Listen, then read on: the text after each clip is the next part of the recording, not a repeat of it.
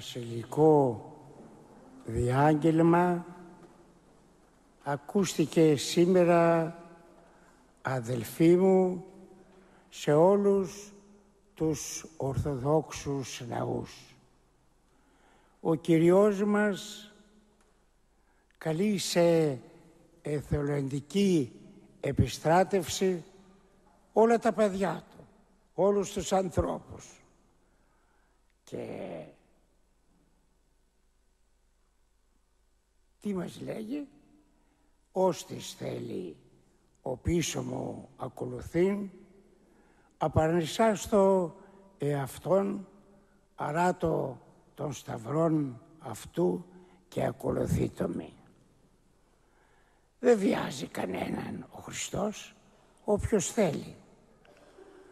Το ρήμα απαγορεύεται, δεν αναφέρεται πουθενά στην Καινή Διαθήκη. Αλλά τι? Ο Κυριός μας λέγει, αυτό είναι φως, το άλλο είναι σκοτάδι. Άμα θέλεις, η επιλογή ανήκει προσωπικά στον καθένα μας. Θέλεις το φως, ακολούθησέ το. Θέλεις το σκοτάδι, δική σου ευθύνη. Αυτό είναι αρετή, το άλλο είναι κακία. Επιλέγεις αυτό που θέλεις. Είσαι ελεύθερος. Αυτό είναι αγιότητα, το άλλο είναι αμαρτία. Αυτό είναι αιωνιότητα, το άλλο είναι κόλασης.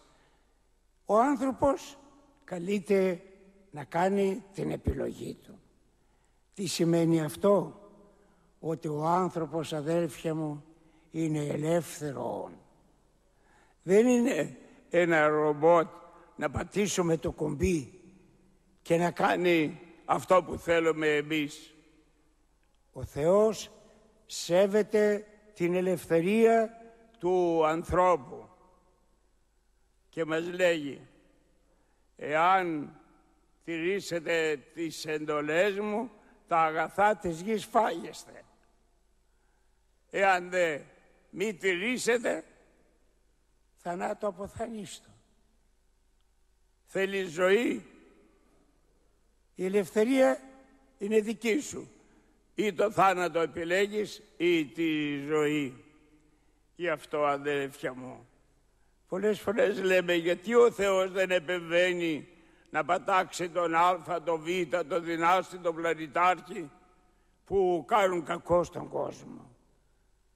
Οι άνθρωποι, ο καθένας μας είναι ελεύθερος. Και αυτός που τολμάει να αφαιρεί την ελευθερία του ανθρώπου, αμαρτάνει βαρύτατα. Λέμε καμιά φορά, ένας νεαρός αγαπάει μια κοπέλα, είναι σε όριμο ηλικία, τα κουβέντιασε, τα συζήτησε, έθεσε υπόψη αυτά που σκεπτόταν και στους γονείς του και πήρε μία απάντηση. Όταν έχουμε έναν όριμο νέο και κάνει την επιλογή του ανθρώπου με τον οποίο θα συμβιώσει και θα συμπορευτεί, έχουμε το δικαίωμα εμείς οι γονείς να κάνουμε δυναμική παρέμβαση και να τον αποτρέψουμε. Δεν έχουμε το δικαίωμα. Θα πούμε, εμείς, παιδί μου, αυτό το πρόσωπο το εκτιμούμε έτσι. Λέμε τη γνώμη μας, αλλά εμείς δεν θα αποφασίσουμε.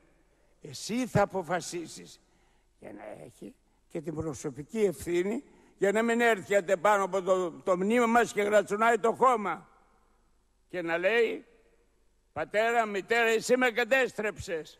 Εγώ είχα βρει τον άνθρωπο. Θέλω να πω, δεν έχουμε το δικαίωμα να καταδυναστεύουμε τη ζωή κανενός ανθρώπου, ούτε του παιδιού μας ακόμη. Επομένως, όσοι άνθρωποι εφαρμόζουν την πειθό τους για να σκλαβώσουν ανθρώπους ή χρησιμοποιούν τη δύναμη των όπλων, αυτοί αμαρτάνουν κατάφορα. Γι' αυτό ο Κυριός μας σήμερα λέγει: όποιος θέλει, είσαι ελεύθερος άνθρωπε να επιλέξεις. Αν όμως επιλέξεις και πεις, εγώ ανταποκρίνομαι στην εθελοντική επιστράτευση του Παμβασιλέως Χριστού, συντάσσομαι με το στρατό του και τον ακολουθώ. Πήρες την απόφαση να συνταχθείς με τον Χριστό, να ακολουθείς τον Χριστό. Πρέπει να κάνεις ένα άλλο βήμα, να απαρνηθείς τον εαυτό σου. Να μην ζεις για τον εαυτό σου, να ζεις για το Θεό σου και για τον αδελφό σου. Αυτός που ζει μόνο για τον εαυτό του, αυτός που βλέπει μόνο το προσωπικό του συμφέρον, μόνο όσα βολεύουν αυτόν, αυτός είναι δυστυχής άνθρωπος. Και όταν λέμε εαυτό μας, έχουμε δύο όψεις, αδελφοί μου. Ο άνθρωπος έχει όλες τις φύτρες των αρετών στην ψυχή του, αλλά και όλες τις φύτρες της κακίας. Είναι ο παλαιός άνθρωπος που λέμε και ο νέος άνθρωπος. Όταν λέμε παλαιός άνθρωπος, είναι αυτός που ζει με το φθόνο, με το μίσος, με την κακία, με την ιδιοτροπία, με τη θεοποίηση του εαυτού του. Είναι αυτός που θέλει να γίνονται όλα σύμφωνα με τις δικές του αντιλήψεις, μας γυρίζει την πλάτη και δεν ενδιαφέρεται για κανέναν άλλον. Επομένως, ο κακός εαυτός μας είναι η μία όψη του ανθρώπου, του εαυτού μας, και η άλλη είναι η καλή όψη. Να είμεθα ήρεμοι, πράοι, ταπεινοί, ολογόλογοι, ενάρετοι. Να μην είμαστε άδικοι, να μην είμαστε κλέφτες, να μην είμαστε ορποδίτες, να μην είμαστε θαυλάσιμοι, να μην δεκούμε, να μην κλέβουμε, να μην ληστεύουμε, να μην σκοτώνουμε. Είναι ο καλός εαυτός μας. Και πολλές φορές λέμε, μα με πρόδωσε ο εαυτός μου. Δεν με βοήθησε ο εαυτός μου. Με νίκησε ο παλαιός άνθρωπος. Γι' αυτό θέτει σαν όρο ο Χριστός μας να αρνηθούμε τον κακό εαυτό μας και να αφήσουμε στη ζωή μας να ξεδιπλωθεί ο καλός εαυτός μας. Απαρνησάστο εαυτόν. Ο ένας όρος. Ο δεύτερος, αράτω των σταυρών. Να σηκώσουμε το σταυρό μας. Δηλαδή, δεν είναι ανθόσπαρτος, αδέρφια μου, ο δρόμος του Θεού. Είναι δύσκολος, είναι στενή η οδός, είναι μονοπάτι, είναι ανηφορικός. Είναι δύσκολο να είσαι χριστιανός σήμερα. Είναι δύσκολο να σκορπάς το χαμόγελο μέσα σε αυτόν τον κόσμο που εισπράττεις το μίσος, την κακία, την εκδίκηση, την επανθρωπιά. Είναι δύσκολο να χαμογελάς όταν οι άλλοι σε βρίζουν.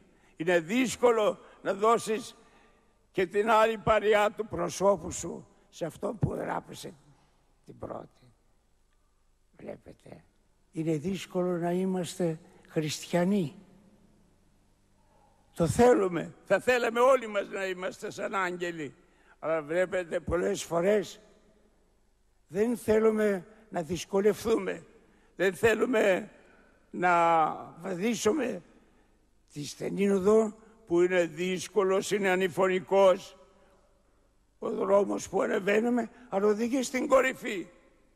Πώς να το κάνουμε? Στενή και τεθλιμμένη η οδός που οδηγεί στη βασιλεία των ουρανών. Επομένως, όταν λέμε να σηκώσουμε το σταυρό μας, να είμαστε, αδέλφια μου, έτοιμοι για μαρτύριο. Αυτό σημαίνει. Ό,τι και αν μας στοιχήσει ο Χριστός, εμείς στο Χριστό στοιχήσαμε ένα σταυρό, μια θυσία, μια ζωή. Σε μας τι στοιχήσε ο Χριστός?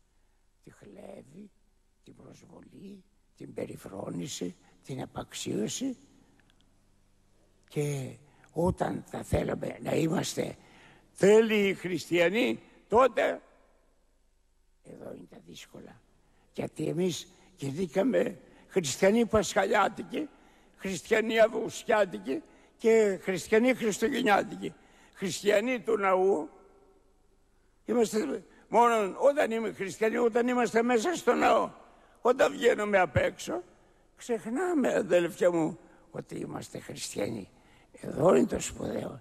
Γι' αυτό βλέπετε, το όνομα χριστιανός σήμερα είναι κύβδηλο.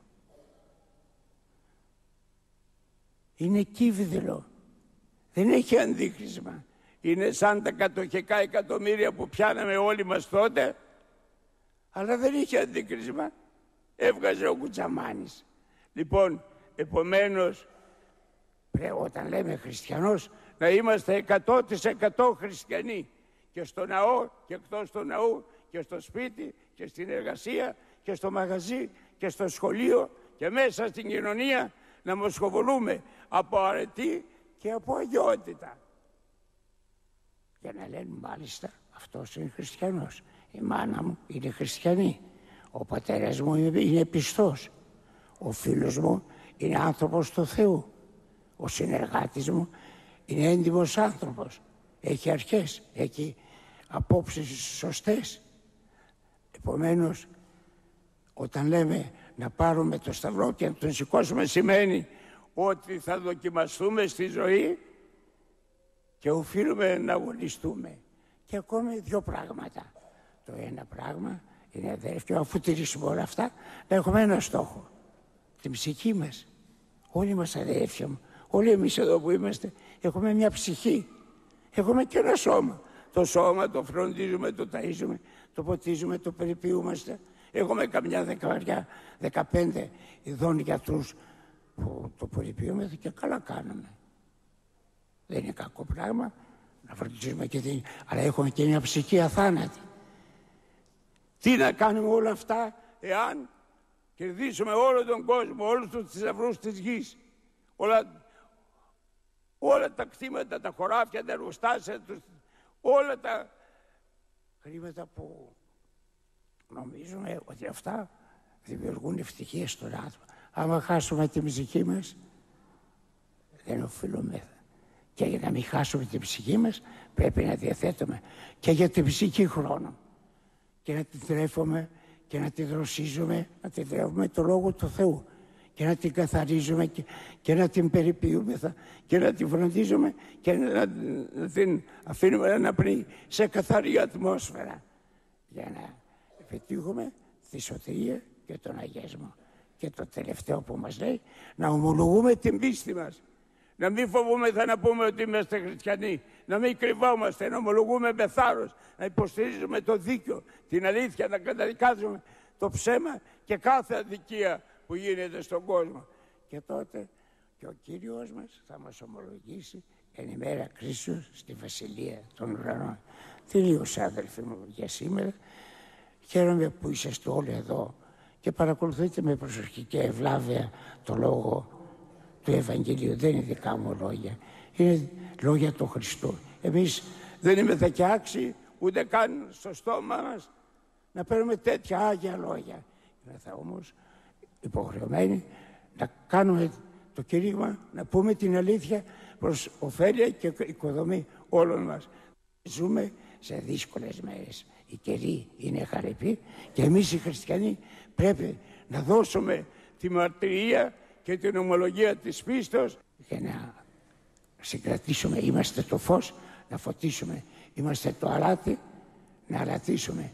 Και είμαστε τα ζωντανά κύτταρα της κοινωνίας, τα οποία θα συγκρατήσουν και τα σάπια. Είμαστε τα ζωντανά ψάρια που πάμε κόντρα στο θολό το ποτάμι και είμαστε οι ζύμοι που όλο το φύραμα ζυμεί. Να κρατήσουμε τη θέση μας, να υπερασπιστούμε την πίστη μας και να αγωνιζόμεθα πάντοτε έχοντας το σταυρό στην καρδιά μας και την απόφαση θυσίας στη ζωή μας. Αμήν.